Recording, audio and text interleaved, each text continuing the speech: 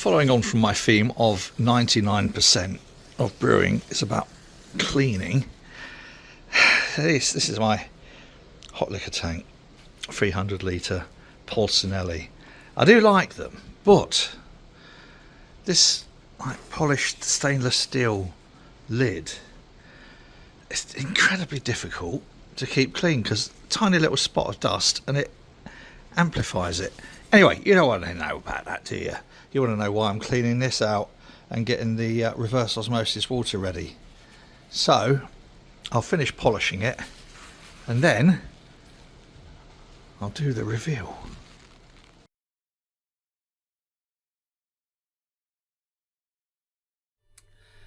Welcome.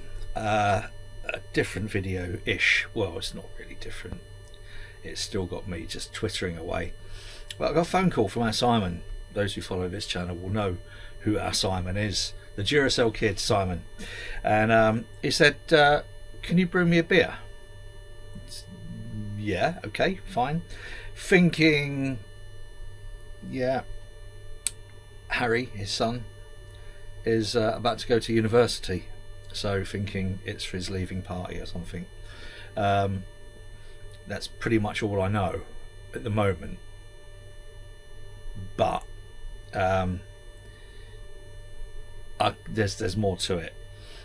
So anyway, the brief was a hazy pale New England IPA-ish,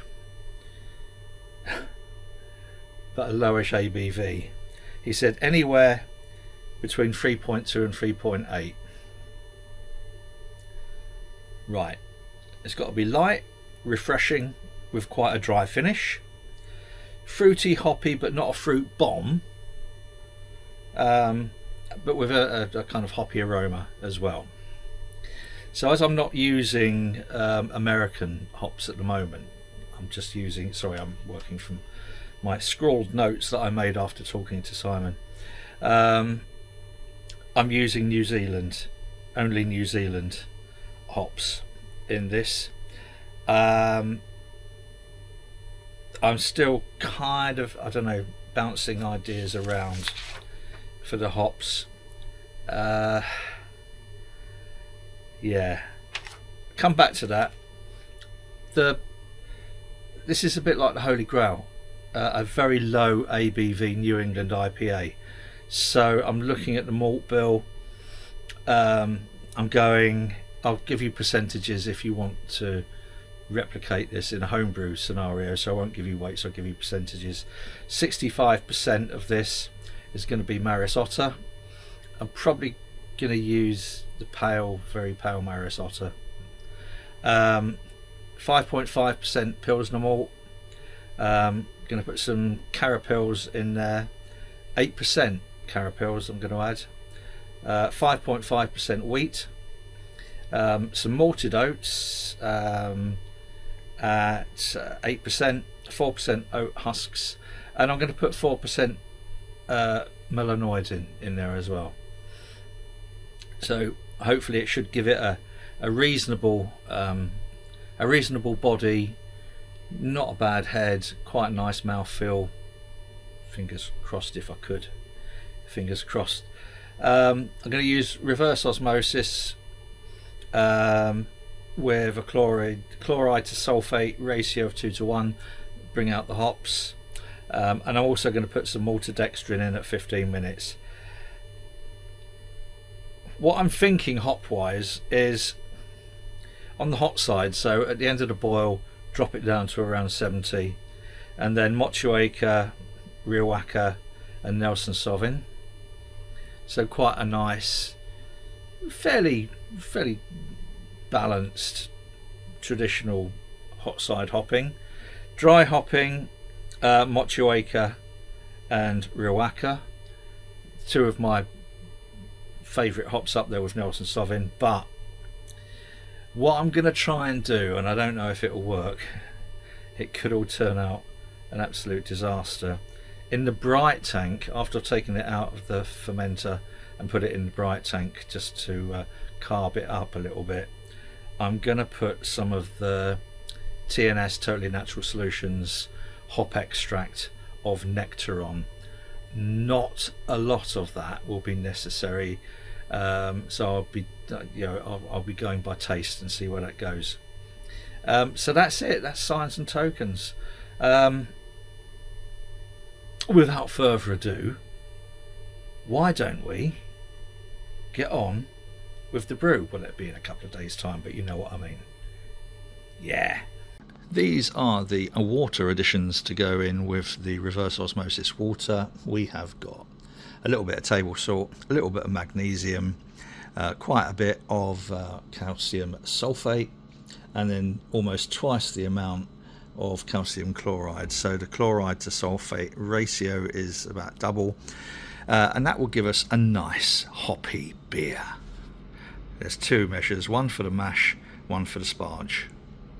I was weighing out some extra pale Marisota, and I noticed some of this.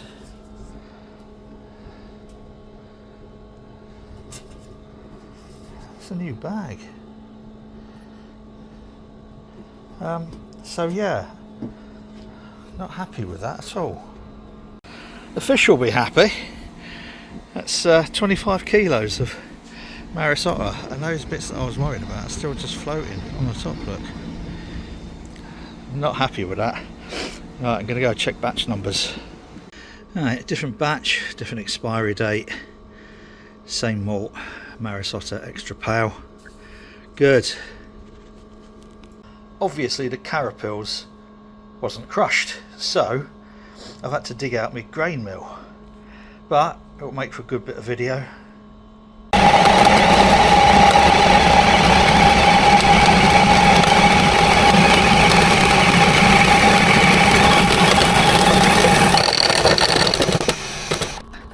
Easy as that.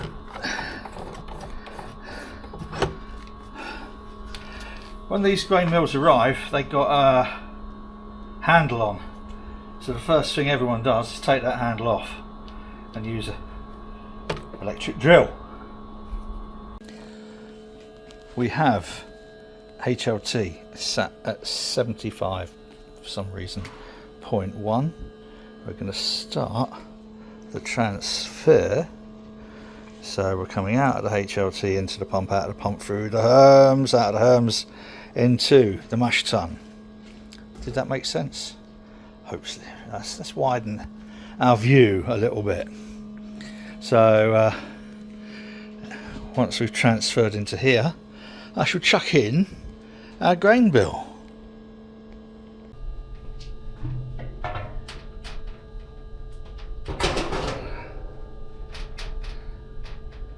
It's time.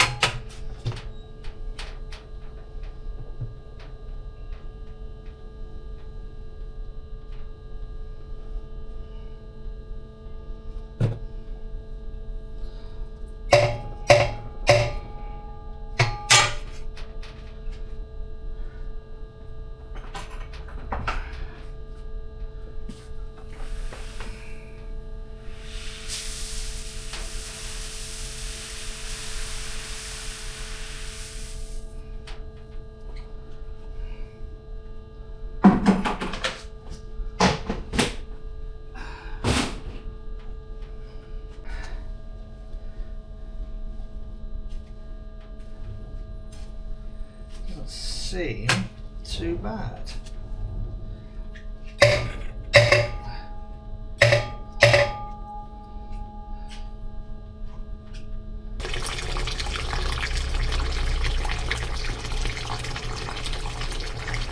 Right, that's good. Recirculated it a bit.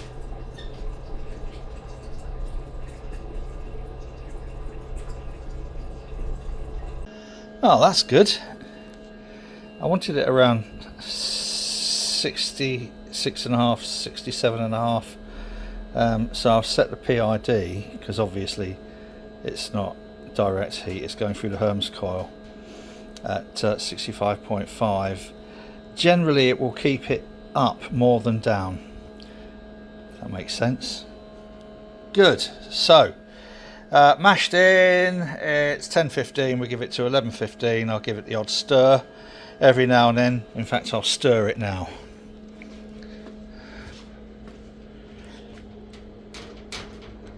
You're really sexy, babe.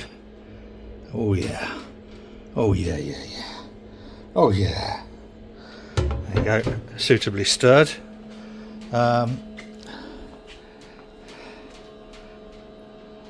Good. I might edit that out. Right, well this bit is almost mandatory, isn't it? So what I'll do is turn this on to start the sparge. And this is where it then flushes out.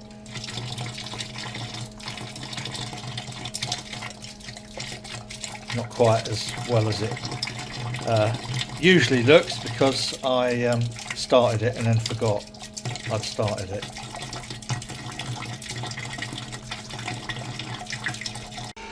We have started the transfer, so we've got the sparge, as always, very, very gentle, and then quite a slow transfer.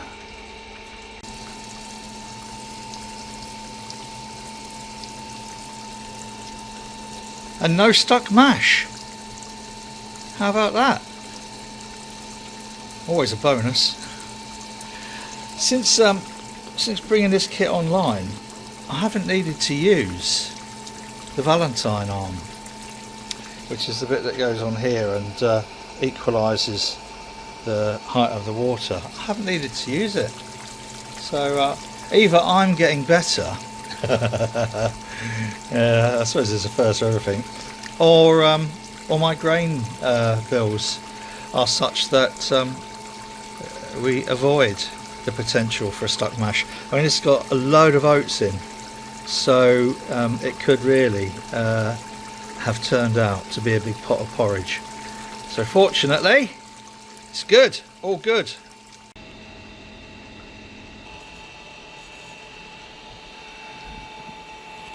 Just coming up to the boil. What a lovely sight. Not only have we passed the hot break, protein break, or whatever you want to call it, we haven't had a boil over because I was busy doing something else. So that's good. Well, hey, right, back in 45 minutes. To say this is going to be not low alcohol, but lowish compared to most New England IPAs. I think Simon said he wanted somewhere around 3.2, 3.5. I think we'll probably hit that. But it's a lovely colour, and I want that beautiful crispy pale, hazy crispy pale. But adding maltodextrin and loads of oats should mean it's less thin, because it's quite lowish on the alcohol score. It should still have a reasonable mouthfeel and some body to it. So yeah, I'm quite happy with this so far. Beautiful plumage. We have reached the end of the boil. So what I'm doing now is with the immersion cooling coil that came from our Jack. Hi Jack. Oh, I must stop doing that. Hello Jack. Which went from the little kit, that one over there, to the kit we built with Chris, and is now used in here, and it works a treat. I'm recirculating through the heat exchanger, and that just, even though I've cleaned it, causticed, pursed it, and now hot water, boiling water is going through it. So that just sterilises absolutely everything. That fermenter there is ready and willing to offer herself up to be filled with this gorgeous stickiness. I'm going to stop now while I'm still retaining a certain amount of questionable dignity.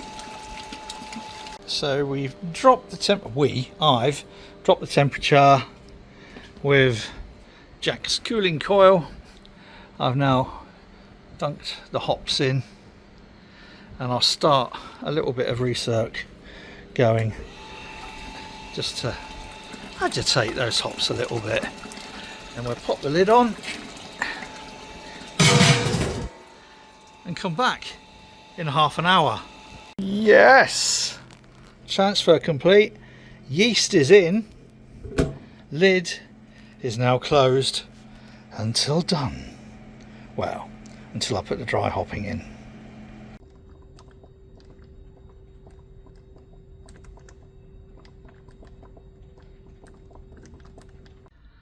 Well, 18 hours in, and it's fermenting like a volcano. Amazing. And I don't know if the colour's actually coming out on this, but that's lovely. Beautiful colour. I think this is going to be a lot fuller in terms of mouth feel than I'd planned. Brilliant for a low alcohol or lowish session. Pleased with that. A bit of an interim hiatus in filming this because I was building the cold store outside, so missed the dry hopping. Anyway, you've probably seen how that works many a time. So what I've done is cleaned and purged this with CO2. Then I left a bit of CO2 in there under pressure, and I used it to flush through the hose, boom, through the pump and up and into there. When all the pressure was gone, I turned the pump on, opened this valve here, and it's now boom, boom, boom, boom, boom, going through gradually to here. And I've got a little bit of top CO2 pressure in that fermenter. All transferred now through to the Brite Tank, so I'll just pop the lid off the fermenter. I thought I'd just show you the debris. So this is the Crownson ring. This is where pretty much all of the yeast gathers, and the foam leaves this on the edge. On here is again all yeasty, lovely yeasty stuff. Let's get rid of that in there. And then the bags here are the dry hopping. So this was how I've started dry hopping these, is dropping them through the hole at the top, filling with hops, putting the lid back on, and then just clamping the cords there. Seems to work a treat.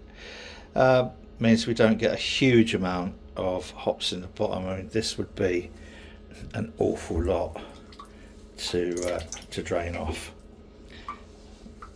and would waste quite a lot of beer.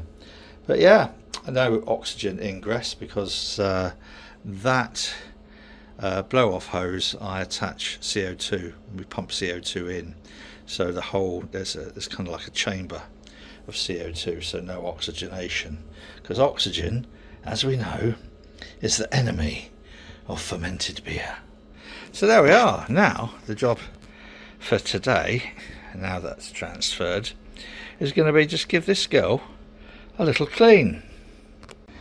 Okay, we have a little tester. So it's been in the Brite Tank for 2 days now. Lighting in here is abysmal, I do apologise, but it's a beautiful colour. Now this is where I'm going to, because this is going to be a double dry hopped, and I think I mentioned at the beginning, I'm going to, for the second dry hopping, I'm going to be using the aroma hop extract. So now I'm going to have to judge how much of it I'm going to use.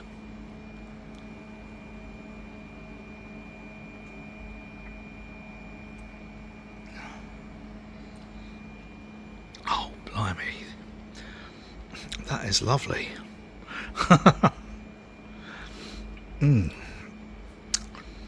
Soft, balanced. Oh, that's... Oh, right.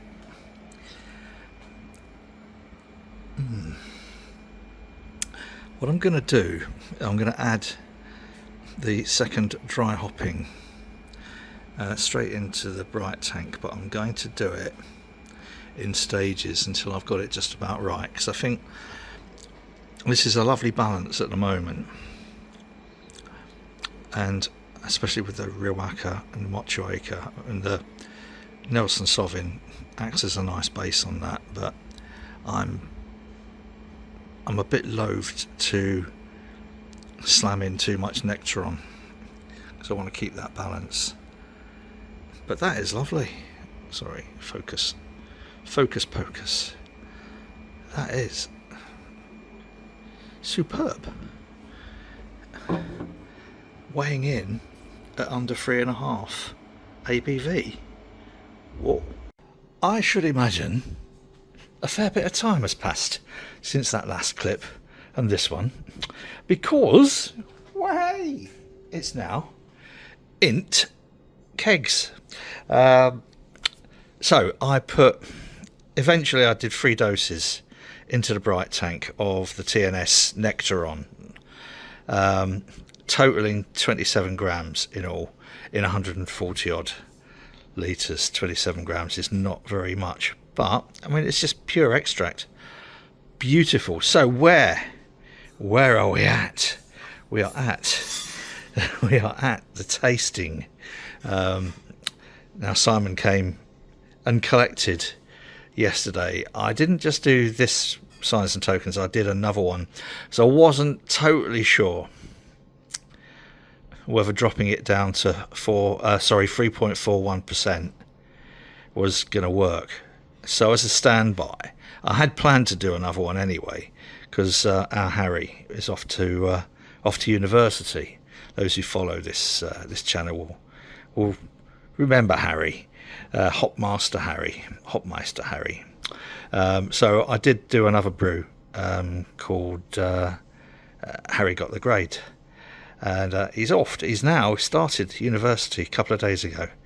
I'm recording this on Monday the 15th September. The video might go out, who knows, sometime this year. I'll try and get it out quickly. So I did the 2, and the second one weighed in at 3.81. I knew I was going to be able to hit 3.81 and get really good flavour, mouthfeel, body, but I wasn't sure with 3.41 signs and tokens. So anyway, I've got some in here. Let's get it poured and see what we think. Hey, I don't know why it seems very dark in here. So here we go. Glass was a bit wet because I've just taken it out of the dishwasher. But there you go. Look at that nice colour, nice-ish head. Not as thick a head, but then it is quite it doesn't have that weighty body that you would normally expect with a New England IPA. But I think, as far as the Holy Grail goes, that is a winner, to get the body the head. I'm going to give it a taste.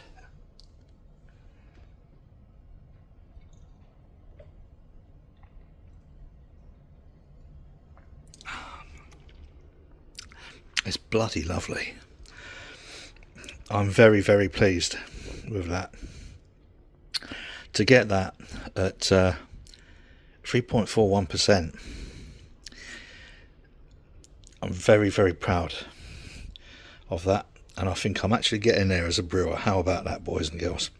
Anyway, this has been a very long video. So Simon's taken a keg of this and a keg of Harry Made the Grade down for a do this Saturday, so it's Monday today. I've suggested he tries to pop a little more CO2 in there, but I don't think it's needed. I think it's actually all right. And he's going to get this for 78 people at this do, so they get a pint each, and he's going to get them to give feedback.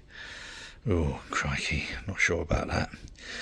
Being exposed before my peers. I think there's always a thing.